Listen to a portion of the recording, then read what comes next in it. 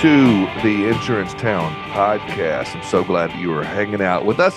It is 2024. Crazy that we're here. I am excited you're hanging out with us today as I got my good friend Adam Bowe coming to hang out with us from Cake. Obviously, I love Cake. Obviously, we're going to have a cake draft. Obviously, this is going to be a fun episode. Obviously, I'm excited that you're here. So let me get to the episode. And I'm so thankful for my sponsors in Smart Choice, in Canopy Connect, in Manscaped, Old School Marketing. I've got some new sponsorships coming available. I can't wait to tell you about as we get into 2024. Smart Choice is a network of over 9,700 independent agencies and over 120 carriers. Their agency partners represent more than 11 billion with a B in written premiums. They are the fastest growing agency network for a reason. Their agency-friendly contract puts agency partners first. Not last, not second, but first. Grow your book of business, increase your revenue, and be able to put your own clients first by partnering with Smart Choice. You can't get any better than that. Flawless. Nailed that one. Good job, Smart Choice. Thank you so much. Go to smartchoiceagents.com. Guys, also my friends over at Canopy Connect. I couldn't do this episode without them. One-click solution to getting those deck pages, loss runs, driver list, vehicle list, everything you need to quote your prospects and make their customer journey that much better, make your agency that much better. No more second guessing, no more guessing, no more following up 100 times to get the answers to your questions. Go to usecanopy.com/Heath and check it out. You're going to want to make sure you get that discount, make sure you get that demo, make sure you do all of the things. I love my friend Toga and his crew over there at Canopy Connect. Now, guys, I can't wait for you to check out this episode where we talk all things mergers, acquisitions, books of business, cake. We do a cake draft. You want to hear about this brand new platform and how you can be involved, whether you're looking to sell or not. There's some free resources out there that you can use. Can't wait for you to check out this episode with my good friend, Adam Bowe. Adam, what's going on, brother? How are you? Man, I am happy to be here. It's going really well. Thanks for having me. Yeah, dude. I love it, man. And I'm so glad you're able to jump in with me and hang out. I mean, I've been following what's going on. I've seen you at conferences, and obviously you guys are making a splash at a lot of conferences. People want to know, what's Cake? What is this? You got great gear, everything going on. I know it's been several months now, so I wanted to see now that a little bit, not dust settling, because you're always in that mode, startup mode, but how's that been, the conference circuit and all that kind of stuff? Has it been cool? Has it been, exhausting? Has it been life-changing? What's been going on, man? Yeah, no, it's been cool. It's been a little exhausting, but no, it's I think one of the cool things about this industry in particular is the value that people place on in-person interactions, right? Like just last week, I was at the Indium holiday party. We were in Columbus, and when I get there, man, it's every agent that I've connected with on LinkedIn, right? There's a couple hubs within the spot. So, ITC was awesome in Vegas, lots of activity there. But then, you got stuff happening in Columbus, you got stuff happening in Raleigh with 101 Weston Labs. So it's been amazing just being able to Indie Tech and Indy. Just being able to like talk face to face with agents. I'm an extrovert, so I get my energy from shaking hands and rubbing elbows. And there's still a lot of that happening in this industry, which is really cool. Yeah, that's my favorite thing about this industry. It's why it's kept me in it for 22 years now, and I couldn't imagine doing anything else. I mean, I love the opportunity to have those real relationships. Even during COVID, still being able to have those relationships and everybody finding ways to still connect, whether it's via Zoom or webinars or this or that. And I'm really glad that we have such a family-driven, so to speak, industry where everybody loves everybody, everybody's friendly, even in competition. I think it's cool to see. Yeah, man, that people was get together. Yeah, we'll get into me coming into the industry, but I came outside in, and my interpretation of an independent agent with another independent agent was that you guys are directly competing. And so not a lot of friends in this space, right? But man, when you see the collaboration and the friendship and family is a good way to describe it, because like family you can have some tussles, right, with family, but it's all love, and there's a lot of that in this industry, so it's pretty It intoxicating. really is. Yeah. And it's just gotten even more and more intense over the last years. And you're right. There is that tussle. There is some of that. But at the same time, there's agents that want to see other people succeed and they want to see their brother do well, their sister do well, or their cousin or whatever it might be. And so it is cool to see that. But, you brought up coming in from the outside. I'd love to take a walk down memory lane. Why don't you tell me a little bit Mm-hmm. about where you came from? And then, tell me how you got to where you are now, Adam. Yeah. So you touched on like our brand and our gear, right? So I'll flash it all the way back to my first job out of college, which was in my whole career has been in manufacturing previously, and the first job was at Big Ass Fans, which is they sell really big fans, right? And it was really formative for me that time period, seeing that brand, because originally it was the HVLS fan company, which is kind of the scientific name for those fans, high volume, low speed, right? But then it was selling to dairy farmers in Kentucky, where I'm from, and dairy farmers are pretty straight to the point. So they'd call and they say, "Hey, are y'all those folks that sell them big ass fans?" And we were like, "Yeah, we are." And man, going to like SEMA and like some of the big manufacturing shows where they'd have like the most bleeding edge technology out there, they would be begging people to stop by their booth, and we'd have a line out the door just to get a t-shirt with Big Ass Fans on it. So I'm addicted to fun brand names and kind of owning who you are, right? And not, making sure that you're saying you're ABC Corporation, right? Like bring a little personality to it. And I think that's what we've done. And then, after that, kind of another formative piece, I worked at a company called Xometry with my co-founder, and it was an on-demand manufacturing platform. So we connected NASA, SpaceX, BMW, also just folks that wanted prototypes made with manufacturers all across the country. So it was US based manufacturing, really helping to like reshore that. But it wasn't like huge production shops, right? It's Okay. 1-man shops, 50-man shops, 20-man shops that could do the work of a NASA, a SpaceX, a BMW, but they didn't have like the website or the presence to kind of announce that, right? So we got to connect them and open up those opportunities, build really interesting fintech products that circled around that specific Yeah. transaction. We'll kind of get into why I think that's interesting, but bringing like boutique fintech solutions to an industry and making sure you convert them so that they're targeting those specific pain points. But that's really where my marketplace experience, which is what we built at Cake, and also the love of like supporting small business owners, entrepreneurs, right? I view them as entrepreneurs because they've created something from nothing, and allowing them to have access to the types of tools that PE or VC backed entrepreneurs that get a lot of love in the Valley. Bringing those tools to the Main Street entrepreneurs is something that I'm really passionate about. So there was, while it was manufacturing, there was actually a lot of parallels with insurance. One thing I like to say is, did your parents or did your grandparents own a manufacturing shop or an insurance agency? Because ultimately, to me, there seems like there's a lot of the same people in those two industries.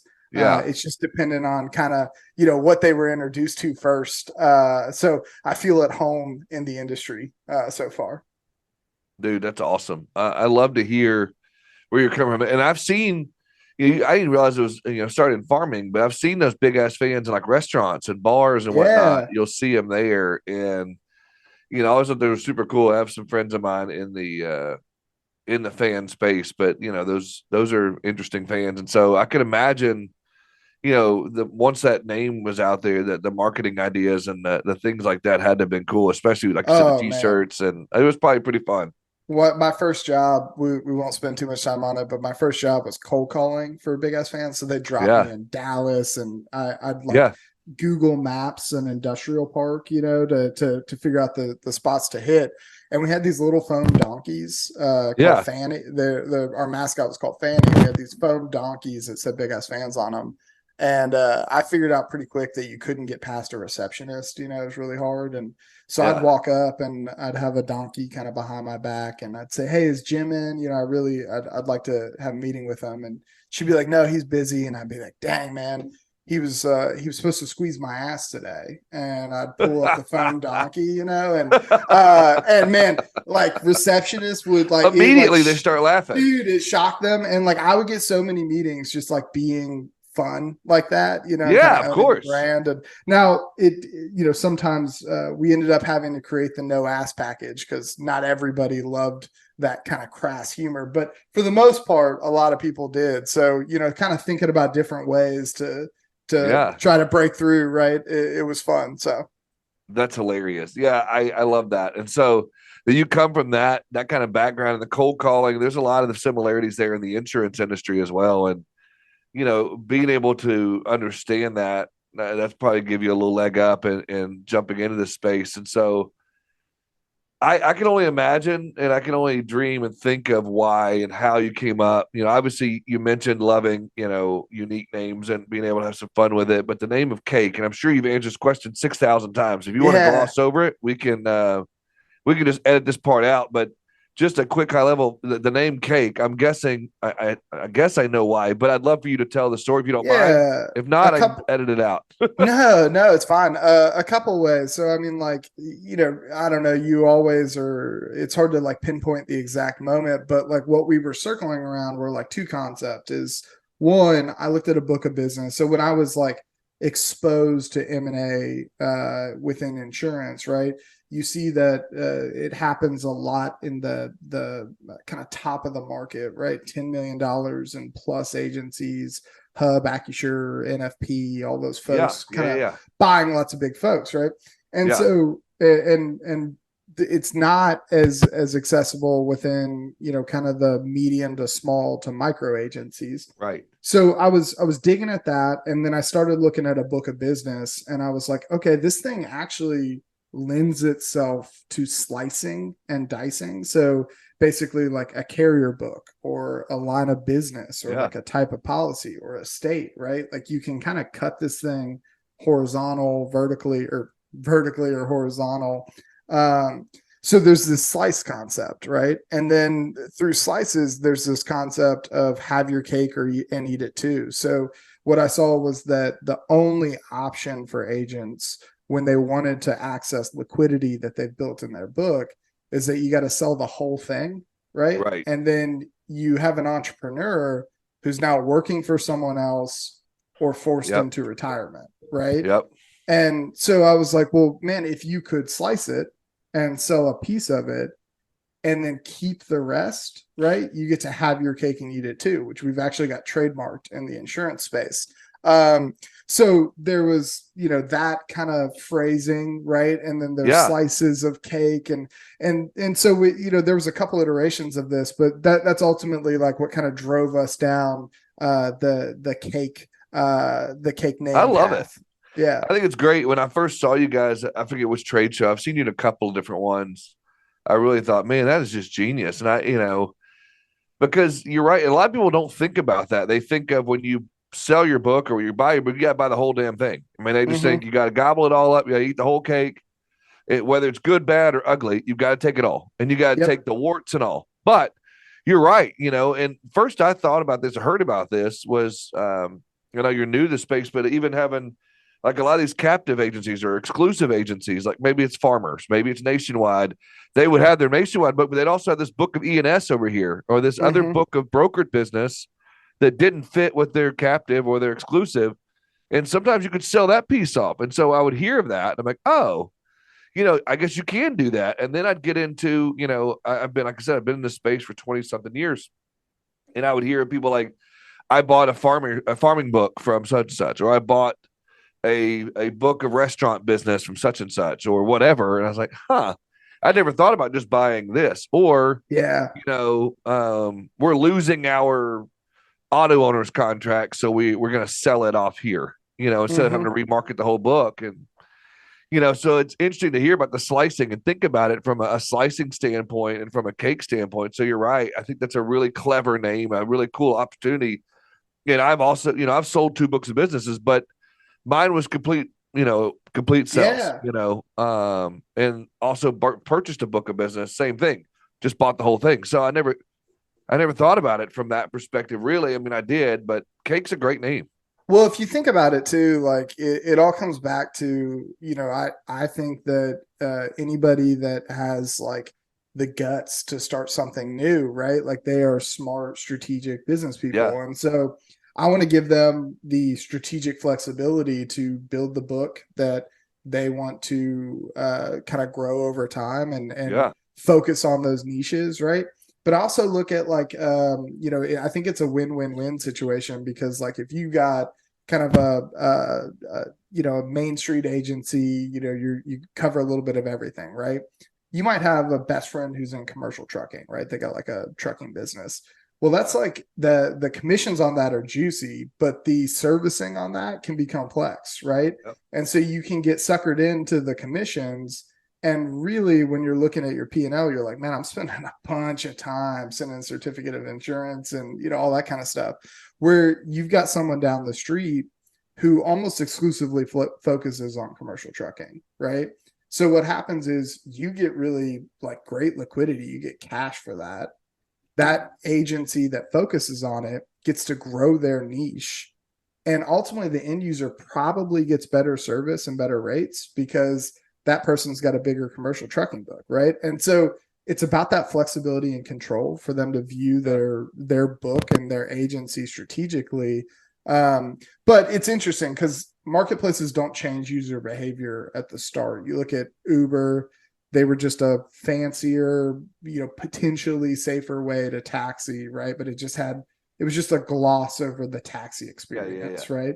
But now I can do Uber Eats, I can get, convenience store stuff, I can get my groceries, right? They You get it all. stack on a lot of different experiences there.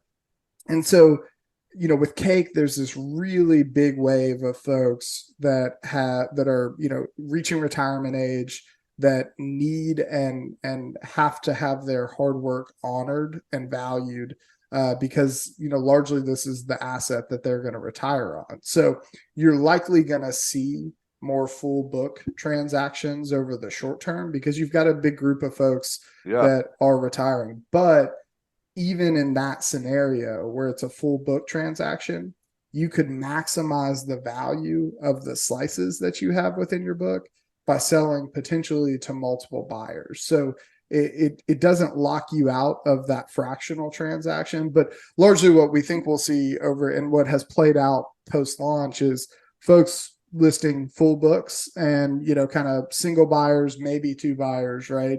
But we think that there's going to be this trend of agencies that start to view it a little bit more strategically and slice and dice and have more frequent fractional transactions. yeah. As you say that, do you think you'll see from a seller standpoint? Do you think that there might be even, and again, I hate to say it this way, but even more money to be made by slicing and dicing it? To be able to say, if I sell, let's say I had a large book of business, I had 4 or 5 trucking agents, I had 2 or 3 that did restaurants, 4 or 5 that were personal lines. You think they could, maybe get, 3 times over here, maybe 4 times for personal lines because the crazy book right now and it's, rates are rising. Then over here, restaurants is a little bit struggling. Maybe you only get 2 points on that, or maybe you get this.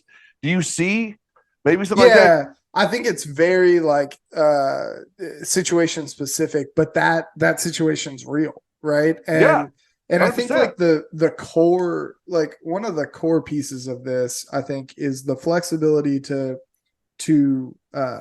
like slow ramp into retirement. So the moment your book is the largest, like right when you're working at the hardest and it's growing, that's the most valuable your book is, right? Yeah, And a lot of times what happens, especially if we're looking at folks that are in that retirement cohort, right, is that they slow down and they say, hey, I'm going to retire in 5 years, but they start, not working it as hard, not cold calling it as hard, 100%. not growing it, right? And so as it trends down, your max value was a year ago, 2 years ago, 3 years ago, right? Well, what if you could say, hey, I'm gonna sell all my commercial lines, right? and just stick with my core personal lines, like the people that aren't going to shop me, right? So 5 years before retirement, I maximize the value of that piece of my business. Well, yeah, you cherry pick your own book. Yeah, but then keep my core, my core cornerstone, right?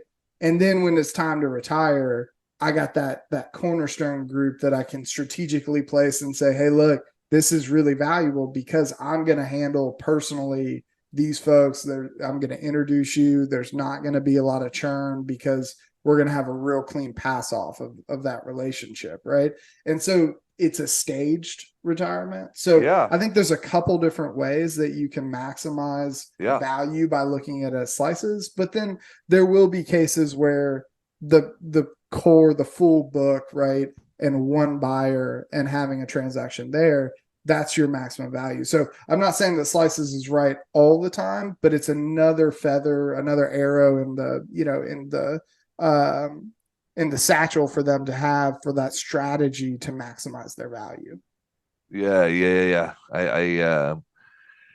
There's so many different ways of looking at it. As you were talking, I'm just sitting here thinking about, there's a lot of those agency owners out there that might, like you just said, they might be at that place where it's like, I really don't want to retire yet, but I don't want to deal with commercial anymore. I don't want to deal with personal lines anymore, or I really like the trucking aspect, to bring up your point earlier, or I had a niche in contractors. Maybe they just want to stick with that. Maybe you could find someone, call them up and say, hey, John Doe, I would love to sell you my entire book, but carve out this piece for me.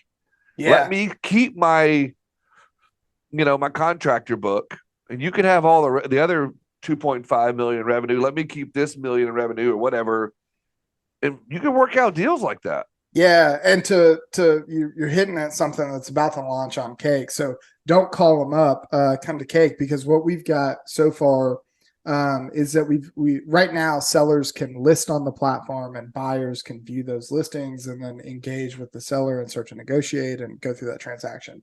One of the things we've heard from our buyers is that, they'd also, and just like not only heard, but observed, is that we don't want to remove the personal or the relationship aspect of this transaction. So we're very soon in January, we'll have buyer profiles on the platform where buyers are able to say, hey, this is what I'm looking for. And buyers are looking for a lot of different things. I think like the old adage in insurance is, if you've met one independent agent, you've met one way to run an independent agency. Everyone runs them a little different, right? And so buyers are able to say, this is what I'm looking for, and sellers can start to contact them and hash out before listing, right? So you can actually flip it on its head and negotiate directly with the buyer. And on the buy side, I think that fractional, if we've been talking sellers, but from the buyer's perspective, it's interesting in two ways. I like two examples are, one, you've got, and sorry for the reactions, my MacBook updated. I don't know if this will be on video anywhere, but if you see I thought it was cool. Yeah, my balloons or my thumbs up. But if you look at a buyer, so they used to be a captive agency that crushed personal lines, right? They're 5 to 6 years into their independent career, and they've kind of maximized their growth on the personal line side, and they want to get into commercial, but they haven't done that before, right? So difficult to get the appointments with carriers or to get the product or market access there. So I buy a slice of commercial lines to test that out, right? I dip my toe in and give myself something to build on. The flip side is, if I'm an agency and I acquire another agency, I may be trying to acquire 80% of that book, right? Well, instead of just like letting that die or letting that sit on my book and not really having a great person to work it or service it, I could still buy that agency, flip it around and sell that 20% to recoup some of that cash, right? And so it provides flexibility on both sides. But, I think it's interesting to be able to say, for the buy side, that those types of tools, one, we want to always open up access to the 84% of agencies that make less than $1.25 million a year in ARR that have largely been locked out of M&A. And so through the sell side, right, we allow you to list your full book or fractional. But on the buy side, fractional lowers the total cost of that 100%. that acquisition. You still get a good multiple, but it lowers the total outlay of cash that you have to have. And so now, man, that $2 million agency that's looking to grow, that $3 million agency that's looking to grow, they can actually play on the acquisition side and copy the inorganic growth strategies that we've seen from Hub, Accusure, NFP, who big news yesterday from them. But, those folks to grow their business. Not all the agents are in that 66 and over cohort that's heading towards retirement. We've got some real young guns in the space that are looking to grow. Yeah. And so many things I want to unpack here on that. I'll start with, the idea. I'm a big niche guy, and I travel and I talk about building niches and becoming the mayor of your town. And I have this conversation a lot. And I wish I would have had, this thought process of when I did get into my niche of contractors, HVAC contractors, or in restaurants or in churches or whatnot, I could have went out and bought a slice of business to be able to say, hey, I'm seeing some traction. I've written 10 or 12 restaurants, but I know I need about 100 to really get my share in the market. I could have went out to Cake, so to speak, or somewhere like that I knew where I could go, and I could have purchased 100 more clients, or a couple 100,000 in premium, or whatever it might have been, to be able to have that behind me to say, okay, now I can go to a carrier and say, hey, I've got this book, or I can go to my clients and say, hey, I've got an expertise. I've got some people behind me here. Or maybe I needed a producer. So I buy their book of business and say, hey, I'm going to bring, but there's a lot of different ways. So do you see that as part of the strategy? Guys, you've got to take care of your grooming needs and make sure that you look good, feel good. And you can go to manscaped.com. Check out all of their products. They've got the handyman now. They've had the lawnmower. They've had the weed whacker. They've had the beard hedger pro. They just keep coming out with brand new products and cool products and great ideas. And now they got the handyman that's just a personal size, travel size razor that you can throw in your bag, and it's electric. It's got the magnetic. It's got this. It doesn't pull. It's got a great charging mechanism. It's got the green, red, yellow light, so you don't just run out half through your face. You gotta go to manscaped.com. Scroll to the bottom, hit the keyword or the discount code MAYOR for 20% off plus free shipping. Guys, also my friends over at Olde School Marketing. That's OLDE School Marketing. They are doing some awesome things with direct mail pieces. Rusty and his friends over there are handwritten notes, handwritten envelopes, opportunities for you to make yourself different and set apart from your competition. OLDEschoolmarketing.com. Go check it out. Now let's get back to the show. Yeah, I do. Honestly, I think that's where the industry's heading as a whole. Is that I completely agree. You look at, I think it's really funny. And I've been, real passionate about making sure that we are distinguished from kind of the insurtechs of like 5-10 years ago, because they would launch and say independent agents are dinosaurs, they're a thing of the past, right? We're going direct to consumers, right? And they got their ass kicked, and you see how that went for them, right? But so independent agents are core to this industry. The agents themselves, the producers, right? Like that expertise is so important. And I think what you're going to see is that you find folks that find a channel, find a niche, and become that regional, that state expert, right? That's their niche, and they hammer it. And this platform is built to provide that flexibility and that strategic optionality on how you kind of focus on that niche. So I do think that. And then on the producer side, right now, that's like off platform, right? You'd have to work that into your agreement for buying the book. But I do think the talent exchange is really interesting, because One of the things I love about this industry is that if an insurtech comes and says, I'm going to make you more efficient so you can fire some of your staff and run it Yeah. on this platform, no one's buying that technology, right? Because agents view their staff as family. If you say, I'm going to make your staff more efficient and more effective so that they can upskill and grow, right? That's going to work. And so if you're able to say, hey, I need to sell, right, this piece. And a lot of times what we were talking about them holding on for too long, it's because of the love of their staff. So if I'm going to say I need this piece, but I'm going to give, now I've got a great home for this fantastic producer to go and run that book.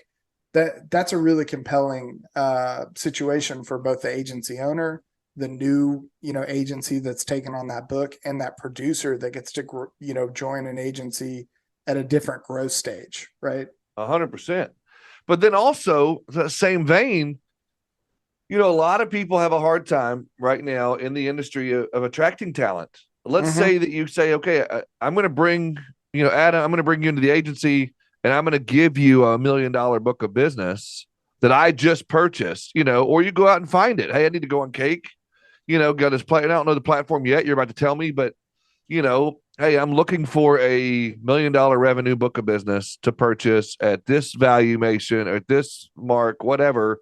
Then I can go to Adam, like, hey, I've already got the book for you. All you have to do is maintain this book and grow it. And then you spend whatever that is for that book of business. Bada bing, I feel like it's a way to, it sounds too easy to be, or, whatever you want to call that. Yeah. Too good to be true, but still at the same time, it could be a way to attract new talent. Yeah, I think there's so many kind of lead on Use effects cases, that could happen, right? And I think, where we're at is saying, look, we're new, right? And we've got a lot of work to do to get our name out there and make sure that we are the choice for this. We think that we've built a platform that has the most control, the most functionality, the easiest and kind of least friction transaction. But 2024 for us is, like I said, there's a lot of if you meet one agency, you've met one agency, and so you've got to find a lot of the sellers to find the right strategic fit for a lot of the buyers that have come to us. So we've got a way to go on the growth side, but so far, man, the reaction has been really strong, and we've seen really, really good growth over this quarter. We launched in September, kind of wrapping up 2023, but we view 2024 as like, hey man, but we're going to go out and get all the agents, right? We want to be able to say on the buy side, if you're looking for something, on the sell side, we can help you. But then even core, I think what's happened is that you see a lot of the data that gets published on this space, right, is these Gallagher transactions or hub transactions. It's the $100 million books that sell, right? And that's like me trying to use Amazon because they're a marketplace as my like valuation metric. And the agencies transacting kind of in the lower, the medium, small micro agency, that's largely been private transactions. So there's not a lot of like anchoring data on what my book's worth or what policies or what lines of businesses are driving the value of my agency. And so we think we can help with that. We're edging towards kind of a Zillow experience, right? We have our book valuation tool that gives you a free valuation, but it's kind of a snapshot look. Well, we're about to launch a more of a track that value over time insights and analytics that will hit kind of early February, a more robust experience. And it's a little bit more like the Zillow, like what's my book worth over time? What are the comps, right? Like what are the things I'm doing that's increasing value? What are the things that I'm doing that I'm not being as efficient or effective in comparatively to, my comps? And so I think just empowering agents with that type of knowledge to understand what's driving value and what potentially is hurting their value, it gives them a new look at how to strategically run this thing. Agreed. Now, my other thing is, and I got, again, more things, I keep writing down more things I want to talk to you about, but could this end up being something like the stock market, like buy, sell, and trading Yeah, I mean, You immediately had a reaction. I was going to keep going, but you had a reaction. So go ahead. yeah, we talk about that. Again, I think That's an interesting play. yeah, I think that's a long-term view, right? Like of what a trading desk experience looks like, right? But I think that we've got a route there. We've got to see. I try to maintain flexible or like be flexible. Like we've got a roadmap and we've got a vision for what this thing is. But I'm also like incredibly passionate about the only tools, the only technology that works are the ones that form themselves to the target audience to solve the unique pain points. And I'm not an insurance agency owner. We've surrounded ourselves with, a good agent council of advisory council. We've got, great investors that are insurance focused, right? And some of those are the agents themselves as well. So I'm a sponge right now soaking up that information, but I think we've got a lot to see on what are the pain points that agents are experiencing and do they want that technology. But yeah, it could head in that direction. I love the vision that you jump to, because that's something we talk about in the 2-3 year vision of what this thing could grow into. Yeah, I'm sitting there thinking, as you talk about earlier, that prime time to be able to sell and buy and whatnot, to be able to say, okay, I can buy this book, hang on to it, have somebody working for 2-3 years, and then when the market's at a certain place, when money's flowing and things are good, then bam, let's sell this and buy another one and do this. And yeah, I just think there's a big opportunity out there. It's an interesting play on it. I'm not saying I like it necessarily, but I do think it's a play that could happen. Yeah, and people could get into that. So interesting thoughts there. Man, I think it's crazy. So my thoughts, or my next question, I guess, would be, okay, so talk to me a little bit about, okay, first of all, let's get into for a minute before we get too deep in this. Cake, as a company, is it a platform to help get people to buy and sell, or do y'all do consulting, or do y'all do this? Do y'all provide the lending? Do y'all provide the what is Cake exactly? Yeah, so we're a marketplace. So we connect buyers and sellers, right? And while we do not provide the consulting, we do have strategic partners that are plugged into the platform. We announced in September Agency Focus and Carrie Wallace, love who her, are just phenomenal folks. And really like the experts in agency top valuation notch, and strategic, right? So Carrie and her team are a service available to our sellers or our buyers looking for strategic advice, right? Now we do provide, like I said, that book valuation tool, and we'll get into some of the details of the science that's happening behind that, because it's a really powerful tool. But that gives both the buyer and the seller a gut check on the value. And again, I say value because it's not a price, right? Like the market sets a price, and if you could have an incredibly valuable book, but if you only find one buyer, there's not a lot of competition there, right? Like there's value and there's price, and then if you've got 10 folks arguing over it and driving it up, that's different, right? So, but our valuation tool gives you a gut check of really what we expect that thing to transact for, and it's a range. So there's some, insights powered by Cake, but largely we want the experts in the space to stay the experts in the space and be the connectivity platform that allows for buyers and sellers to access those when they need them. So what Cake does is we allow you to list. It's anonymous listings, right? So we've heard from sellers that you don't want Adam Bowe is selling, until it's deeper in that transaction, right? So it would be, Cake seller 123 is my username, and that's my book data's up there. Then you engage with buyers in our private chat feature, allow them to suss out, additional details around that book to make sure you're serious. And if you're serious, then we open up a deal room for you. And it's a traditional deal room used in M&A, VC fundraising type environments. You can see who's seeing what documents. You can give download control, right? It's a really secure platform to upload and exchange data, legal documents, etc. Now, that's where it stops today. But what's coming very shortly is the lending was an interesting one. So we're talking to a couple of the biggest lenders in the space. And we did this at Xometry where we opened up, some capital access. Yeah. So we're talking to a couple of the biggest lenders in the space, and we're talking to them about one-page lending applications.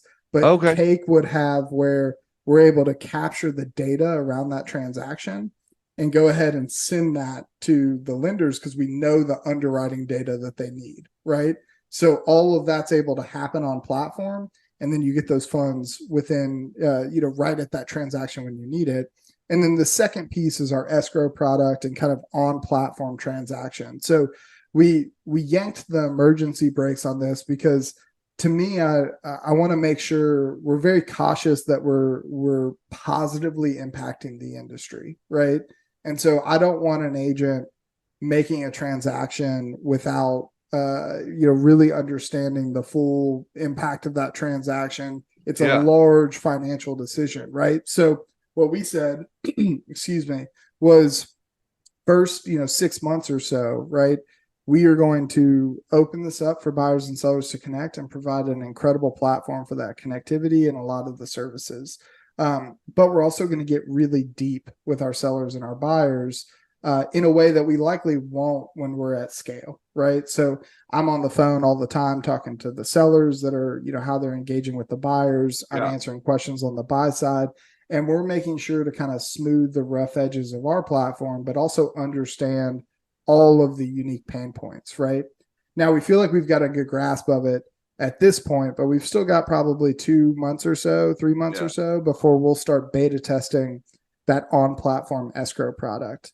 So that's the soup to nuts of the transaction. And then, like you said on, kind of the advice, that's a great example of the type of experts that we're going to plug into the transaction. So I think of it kind of like TurboTax, right? You can go and you can do a fully, DIY TurboTax experience, right? Yeah. Yeah. Or I can say, hey, I want to talk to a CPA, and they bring that CPA into that transaction for you. That's largely what we'll be doing with those experts as well. Oh, wow. You've really thought about a lot of things here, and you got a lot going on this first 3 or 4 months of being open and being going there. I love where you're at on that. I love the partnership with Carrie. I think she's fantastic. I noticed, back when I was, active in a lot of this, I was, there's the Oak Street funding, there's Live Oak, there's some of those that they have some of those features you mentioned, being able to list and have have a login to be able to list yourself as a buyer or a seller, and they have some of that. But it sounds like you're taking that to a whole nother level. And that Cake Yeah. is, different and unique. And so now that you've described a little bit of that, I'd love to hear why, why Cake. You mentioned, the private secure deal rooms. You've mentioned some of those things, which are really, really cool. Is there any other things that really set you apart? And I guess, call it my hard hitting question, whatever. Okay, you come from manufacturing, you come from outside the space. What makes Cake the expert in understanding the valuation of a book? I know you see the valuation tool. What makes Adam Bowe and his team the place that I should go to Yeah. instead of going to a Live Oak or to a Oak Street funding? Yeah, I think I'll never tell you that we understand a book of business better than those folks, right? What we did was say, hey, we think we bring the technology. So building a marketplace is like incredibly hard. It seems easy to say, I'm going to connect buyers and sellers, right? But they're like you said, you've thought about a lot of this. It's because we built a technology platform that ultimately IPO'd, and like we changed an industry, right? Like, and I hate founders that are like, we're going to change the world, right? Like my company is the most important thing in the world, but I do think that we can have an incredible impact on this industry. So we bring the technology and the actual chops to build this thing. And so, for example, Carrie was a great example. We met her early in our experience, and John, my co-founder, built the tool at Xometry that could take in a CAD file, right, from a NASA, a SpaceX, a BMW, not GM, Jimmy's and John's, and actually provide an instant price on that CAD file, right? So this machine learning algorithm was saying, hey, what's the price to manufacture this thing with this metal, with this, process, how many pieces, right? And give an instant price quote back that NASA could check out on. So we're locked into that price, right? It's got to be right. Then we flip it over to the manufacturer and offer that deal, and kind of the delta between those two is where we made a little bit of money. So that science background, that technology background on being able to take in the variables that people say are important, understand the impacts, right? And then build the tool that can put those insights and analytics at the fingertips of the agent. That's where we stand out. And then I think too, you get into, it's not just buyer and seller connecting. It's not just the privacy. It's not just the valuation. It's not just the facilitation of money that aligns with the deal structure that you've created. It's all of those things. So one of those things by itself, right, is a great service, but all of those things together, that provides the ability for an agent in that kind of small to medium agency to not have to, work. I think they're largely locked out of it because the service providers are focused on those middle tier, agencies or above, the $8 million, the $10 million and above, and they're people powered operations. So their operations are more expensive than a technology platform that's built to replicate those, right, and automate those. And so it drags all of those existing services down and gives them, it opens up the access to that to the industry as a whole, right? So I think what we bring is the expertise on building a marketplace within an industry, providing some of those really unique valuation tools, the deal room, the private chat, the escrow product, but then also knowing where we're not going to be. We don't need to build something to replace something. We're going to find those experts and bring them in. So the Live Oaks, the Spring Tree groups, right? Those types of folks, those are partners that we want to talk to, and we want to bring into the platform and plug those in, where our users need them. The other thing that I think is interesting is that this is probably the right time for something like this. The AMSs of the world, Vertafore, Hawksoft, Applied, 5 years ago, right? They were kind of a walled garden and they were starting to open up. But now they're being much more open to playing with insurtechs. And so what we can do, we've got our Hawksoft API integration built. It's not launched in their marketplace yet. We're actively talking to some of the other bigger folks. I won't name names, but you can kind of guess like who's going on there. And so access to that AMS data allows for a really frictionless upload of the book and the actual analysis of like, one, how do what should I list? What should I sell? But as a buyer, when I'm looking at a listing, how does this play into my book? So where are the 1 + 1 = 3 opportunities? That's incredible. And that's where the valuation tool, you can kind of flip it, not just to be a valuation of your book, but an analysis of that transaction, right? So those are the types of things that you'll see from us in 2024. And I haven't talked about anything that isn't on like our Q2 roadmap, right? So this is really, we move fast and build stuff, but we've worked really hard. We didn't launch until about 18 months after we started building because we wanted to be at a place where we could start unrolling a lot of these services really quickly. I would love to see, and maybe you already have this. If not, then I'll give you another great idea. But in my thoughts, I would love to see like a report card. If I'm going in to buy a book of business, I would love to be able to say, okay, for this line item, it's an F. It's not going to fit at this valuation that they're giving you. Or for this line, it's an A+. Like you did really good here overall. Like I don't know if you do fantasy football or anything like that, but you see it's like the trade grades, right? Yeah, the trade grades. I would love to see that. Or like I'm a big NFL or NBA guy, and I see the trade grades. I would love to see that in this space. Yeah, that's kind of the analysis that I'm talking about on like the listing, right? Is like, and I think we got to be careful too, because it's like, just because like there will be really unique kind of spots for us to think about, because I talked about that agent that's 5 years in and wants to buy a commercial book, right? well, it's like, that's a great ad, but they also maybe don't have that carrier right now. It doesn't put them into profit sharing, right? So we've got to really work on, what intelligence we tap into that machine to say that something's good or bad. But that's the stuff that we're working on. That's the stuff we're talking to, our industry experts that are rowing this boat with us. And that's the stuff that we want to hear from the folks that come on the platform, right? But that is the type of tool where you say 1+1 = 3 here. This is a great buy for you, and you get an A+, right? Or 1+1 = 2. You're like, okay, that's a B. Or hey man, we don't really see this strategy, and maybe you want to talk to a carry to make sure that this is something that is really smart for you, right? And this is something you want to do.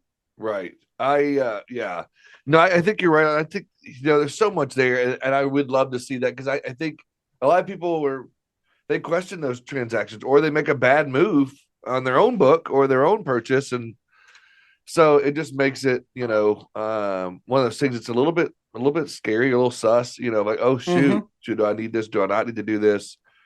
So I love what you guys are doing and how you come in our space to do that. I would love to hear. I know you'd mentioned several times as I'm going through my notes here because it's already flown by.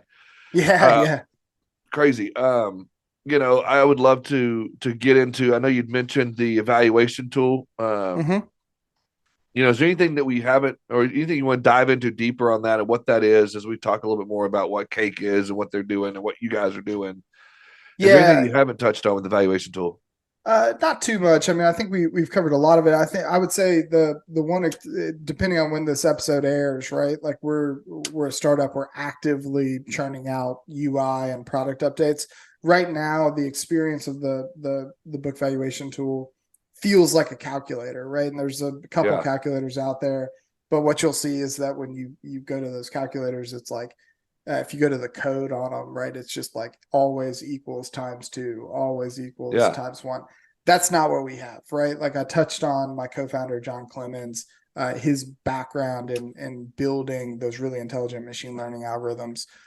This thing is actively taking in like the commission rates by carrier, by line, by state. And it's through the commission rates, the average commission rates through the independent agent channel, right?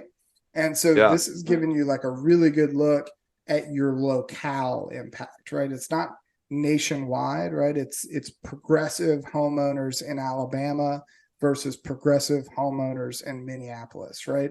Very different. And we take those into account, right? And the second thing you can do is you can override our commission estimates on there. But again, it feels like a calculator experience. It's not. There's a lot of science going on in the background. And we're about to have kind of a UI, which is a user interface update to the platform in January that will expose a little bit more of what's happening in the background. But really what I would do is I would invite everyone to come create an account, test it out, and get your free valuation. And if you want to talk to me about it and say, hey, man, you missed the mark, right? And I think I'm valued at X, Y, and Z. I'd love to have that conversation. And if you say, hey, man, this is an awesome valuation, I didn't know I could get this much for it, I'd love to have that conversation and see if we couldn't get any buyers interested in you. So I would it's a free tool, right? I would encourage everyone. This is agents' largest asset. This is the thing that they will retire on. You got to know what it's worth. And we think we've built the tool that tells you that, but if you disagree, I'm all ears and I'll meet with you at any time. Yeah. Love it. I think ever since I've heard about it and seen you guys, I've been wanting to have this conversation with you, because again, I got so many things I could get into, so many things I want to rabbit trail into, but just to keep things high level and keep things, on a level that we can hit through quickly. We had to come back and talk deeper into some of this stuff, but from a Cake perspective, obviously you guys just launched in September, but this has been going on for a minute now. What's the team look like now? Is it you, your co-founder? You got some we've got marketing people. We've got about 6 people on the staff, right? Yeah. So we brought in operations, excellent operations leader. We're really focused on making sure that, this is a little bit more of a pitch to like investors, but I guess you also say like, hey, they're trying to run this thing the right way. We're making sure we're keeping costs low and service that we're running efficiently and effectively because we want to be here for the long haul. The second piece is we've got an agent success manager. So Dave Lieberman is fantastic at answering just any question you have about the Cake platform, helping you onboard, helping you upload your book. He's got a list of buyers kind of right before the buyer profiles launch that if a book hits the platform, he's reaching out to them directly. So we're working really hard on making sure that we keep that. Sure. We don't want to be like a cold metal wall where you can't reach us. But then myself, my co-founder, who's bringing a lot of that product and engineering aspect of it.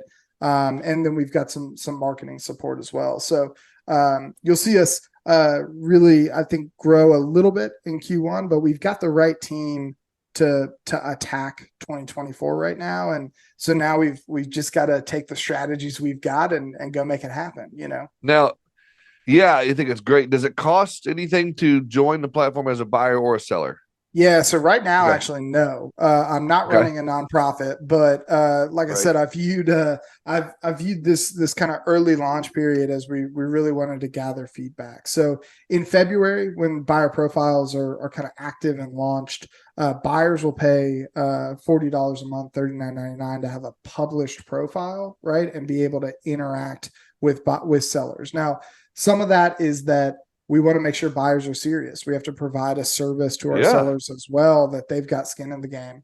And then sellers don't pay anything until they have a transaction, and we're actually processing that transaction on the platform. So we expect it's like May or June, right? The escrow product will be out of beta. And once we have that out of beta and we're actually processing soup to nuts that transaction, the sellers will pay a transaction fee, but only once we put our money where our mouth is and we've helped you facilitate a transaction. And that fee can range anywhere from like 1% to 4%, depending on if it's a full book or if it's a fractional transaction. Yeah. Okay. Okay. So, I love to hear the growth. I love to hear what you're doing. I love all of this. There's so much, so I do have to ask you, pretty important question. Are you a cake guy? Do you love cake? Oh, dude. Red velvet cake and cheesecake. Those are my two things. I sit down. Right before my wedding, I had to tell my wife to stop making homemade cheesecakes because she's an incredible baker, and she got into this like kind of process of making these homemade cheesecakes. And I was like, babe, if I'm going to fit into my tux, like you got to quit it because I got no control. Right. That's so hilarious. Yeah, red velvet and cheesecake. All right. So you said you listened to several episodes. I don't know if you've listened to any with my drafts, but I'm a draft guy. Could you do a cake draft with me if we did 5 rounds? 100%. I'm ready. All right. I'll even give you first round because I want to see where you go, either because I'm a red velvet guy myself. Are you going to go cheesecake or red velvet as your first round pick? I got to go cheesecake because it opens up some options there, right? You could have a red velvet cheesecake. You could have okay. So you're going. So cheesecake's a little bit more. I think unless you make me go, if I go, it's classic cheesecake, right? Okay, classic cheesecake. Or I'll give you the whole category of cheesecake. Right. I'll knock that one off my list. I got you. I'm going to have to go. Okay, my first one. I wasn't going to go here first round, but the way you're thinking cake, you might beat me to it if I don't. My first round, I'm going Tres Leches. Oh, that's a good one, dude. That's a good one. So moist, so good. All right. Well, I've got to. I don't think I've ever said moist on the podcast, but I just did. I got to go with my second tier red velvet. Oh, yeah. You got it's it. The cream cheese icing for me, right? Dude. Then in that case, I'm going carrot cake then because I'm a cream cheese guy myself. There you go. Carrot cake, baby. All right, third. If we go 5 rounds, third is Italian cream cake. Oh, that's a good one, man. You got a good one. That's a wedding classic. I mean, that's money. Quick shout out to my mama. She makes the best Italian cream cake in the world. That's hilarious. Mama, there you go. Good shout out there. All right. My next pick, I'm trying to think here as I'm making sure, because you got a pretty good list. Cheesecake, red velvet, Italian cream. I'm sitting on Tres Leches and carrot cake. I'm gonna have to go with just a good solid like pound cake, with some of the strawberries that Strawberries and whipped cream. Oh yeah, dude. I'm about to go with that, man. Just a good old Yep. pound cake, man. All right, weird. Dude, I've said pound and moist on an insurance podcast. We got issues here. Don't come get me. Weird fourth one, but a coffee cake. So like a cinnamon coffee that's cake, on my list. Yeah, but like, dude, you sit down with like a good latte or coffee, and especially like Christmas morning, like unbelievable. Oh, that's money, man. I love it. All right, I can't believe I'm gonna get a fourth round steal. I'm gonna just go to good old chocolate cake. That's a good one. That's just a good classic, just to try to get some points back with my audience, because you're killing me on this draft.